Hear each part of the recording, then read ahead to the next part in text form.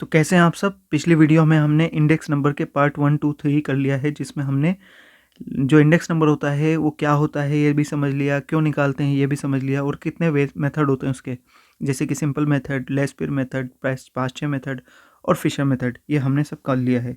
अब हमने और वेटेड प्राइस रिलेटिव मेथड भी कर लिया है। अब हम करेंगे वेट वाला मेथड, जिसमें हम वेट देखते हैं कितना वेट दिया हुआ है। जैसे फॉर एग्जांपल, जब आपको Q0 गिवन नहीं हो, है ना, Q0 नॉट गिवन, तो आपको Q0 की जगह क्या दे रखा होगा, आपको दे रखा होगा वेट, है ना, या फिर वेट का परसेंटेज, या फिर वेट का परसेंटेज। यानी आप ए बी सी डी, मान लो 4 कमोडिटी हैं A B C D, उनको कितना परसेंटेज वेट दे रहे हो। मान लो इसको 20% दे रहे हो, इसको 30% दे रहे हो, इसको 40% दे रहे हो, इसको जो है जितना भी बच गया आप 30 दे रहे हो या 40 दे रहे हो, जितना भी देना चाह रहे हो, है ना। मान लो 10% बच रहा है, या फिर अगर आप 100 नहीं के हिसाब से नहीं, तो जैसे भी देना चाह रहे हो, जो भी वेट देना चाह रहे हो उसके हिसाब से। यानी कि आपको Q0 यानी क्वांटिटीज़ नहीं दे रखी।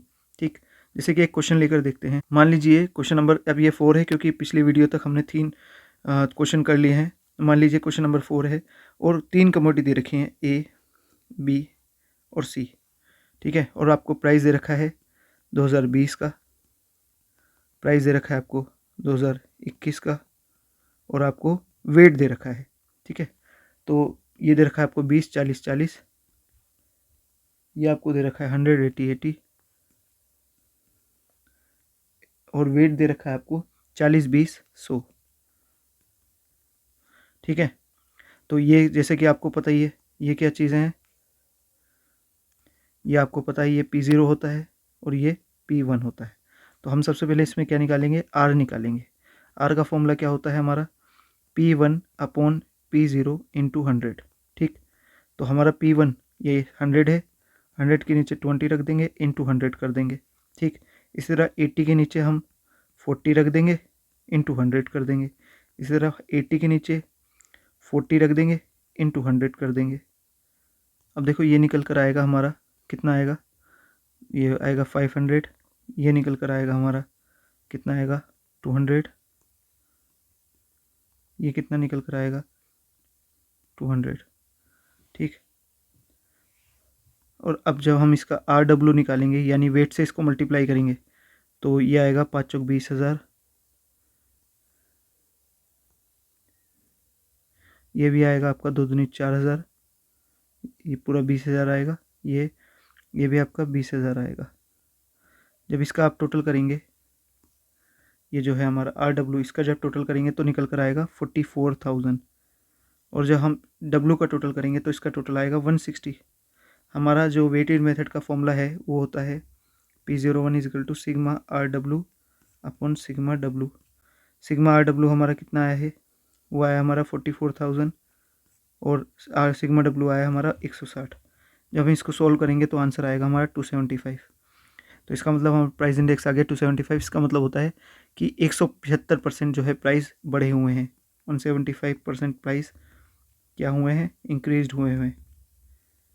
ठीक है, एक और क्वेश्चन करके देखते हैं आपकी बार। मान लीजिए आपको 4 कमोडिटी दे रखी हैं A B C D। मान लीजिए आपको ये दे रखा है 4 कमोडिटी, और इसका जो प्राइस दे रखा है वो आपको ये दे रखा है P0, P20, 40, 40, 20, और P1 दे रखा है 30, 40, 80, 80। ठीक है, वेट दे रखा है आपको 3, 1, 2, 4। ठीक, अब हम अगर इसे सॉल्व करेंगे तो हमें सबसे पहले क्या निकालना है, हमें निकालना है R। R का फॉर्मूला क्या होता है, P1 अपॉन P0 इंटू 100। ठीक, ये होता है P1 अपॉन P0। जब हम इसको निकालेंगे तो हमारा 30 अपॉन 20 इंटू 100, फिर इसके बाद 40 अपॉन 40 इंटू 100, इसके बाद 80 अपॉन 40 इंटू 100, इसके बाद 80 अपॉन 20 इंटू 100। इसको जो हम करेंगे तो हमारा आएगा, देखो ये आएगा हमारा 150, ये हमारा आएगा 100, ये हमारा आएगा 200, ये हमारा आएगा कितना आएगा 400। जब हम RW निकालेंगे यानी वेट से मल्टीप्लाई करेंगे इसका, तो आएगा 450, ये आएगा 100, ये आएगा 400, और ये आएगा हमारा 1600। जब हम इसका टोटल करेंगे सिग्मा आर डब्ल्यू निकालेंगे तो ये निकल कर आएगा 2550।